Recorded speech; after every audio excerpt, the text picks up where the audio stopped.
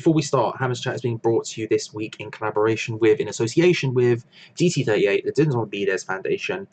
Be aware, check down there. Lads, you're going to be down there anyway, be it baths or anything else, right? You're going to be down there, have a rummage. It's just important. It literally saves lives. It's stupid not to do it. It takes 2 minutes and it will literally make your life better. No reason not to.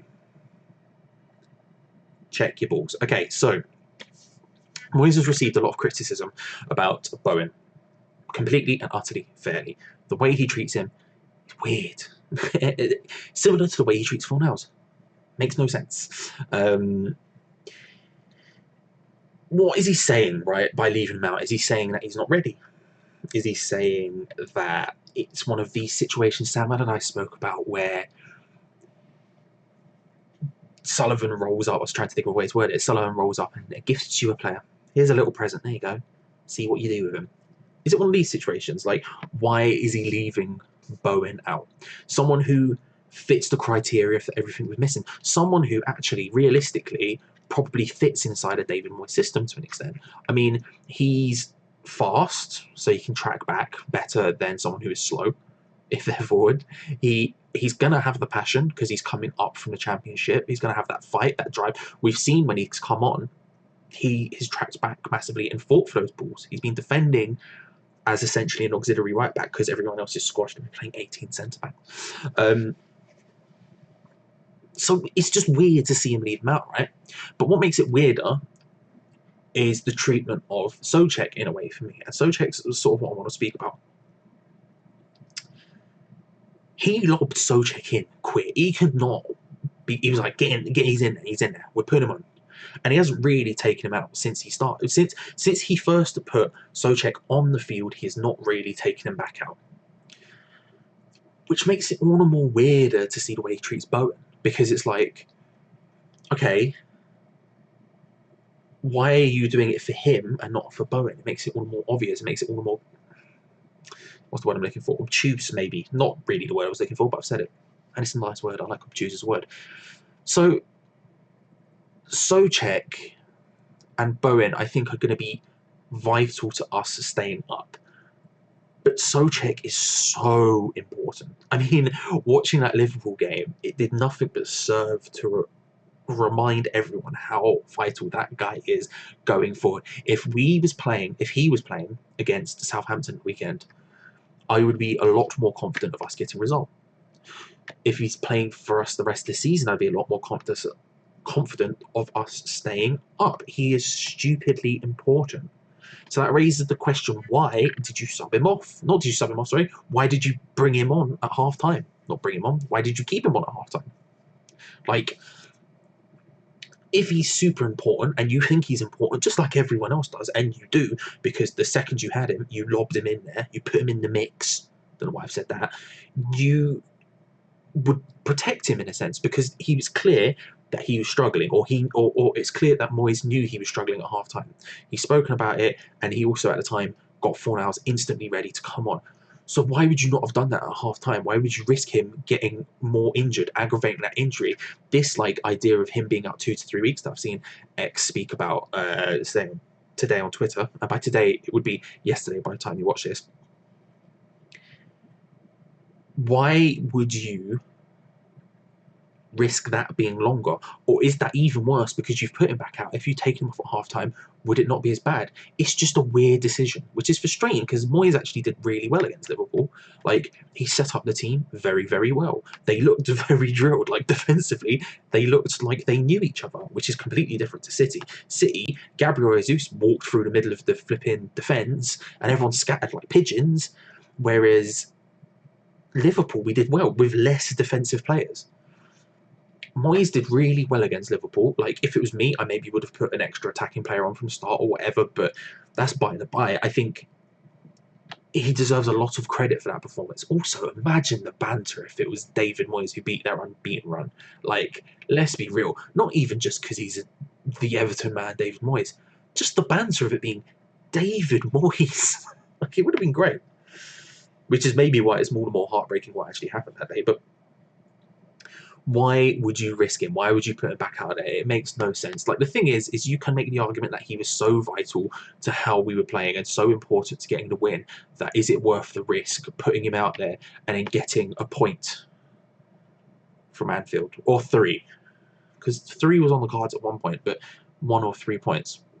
No, not really. And it's weird because David Moyes is such a conservative person. Like, his management style is super conservative.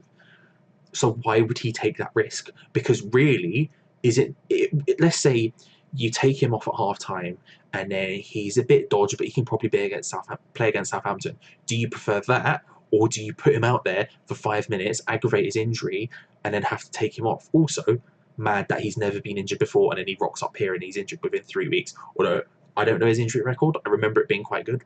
I haven't looked into it for a while. I would need to check that. It's just confusing and it's frustrating because Moyes did do so well. But Soucek is super important for us. I mean, let's talk about why. Because when we were on the pitch, Liverpool's midfield gets a lot of... It's spoken about a lot, and it sort of receives a lot of criticism because it doesn't really have that star quality that their front line and their defence has. And it's weird in a way to say their defence has star quality because defences don't tend to do that. But Van Dijk, Trent Alexander-Arnold, Robertson, Alisson, all stars, like all the best in their position in the world. Like Alisson, you can maybe make an argument another goalkeeper, or you might think, I don't know, a left back is better than Robertson or whatever, but up there, certainly up there. And I love Gomez. I think Matip's great. They have star quality, right? Which the midfield doesn't do. Like, Naby Keita should be, Fabinho should be, but they don't really get spoken about. And whenever you hear people talk about, especially last season, they would talk about Liverpool and go, oh, I think they need this midfielder, that midfielder. And it's like, well, actually, their midfield is really functional. And I'm not saying that in a critical way. Like, when I speak about Crystal Palace, for example, I call them a functional team. It's not a criticism, although it sort of is a thinly veiled one. Their midfield allows the rest of them to do what they do. Their midfield is incredibly good. Without Jordan Henderson, it's a little bit worse, but even without him, they win games because it is so good. When Soucek was on the pitch, he sort of levelled that. I'm not going to sit here and say he levelled it completely.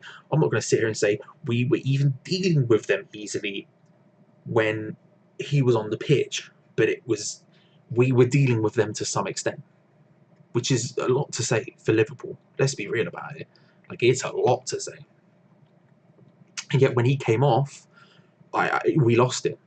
That was for me, that was the point where the game started to become lost. Even though we would go on to score after that, that was a big moment for me because all of a sudden we were losing that midfield battle much more frequently than we were previously.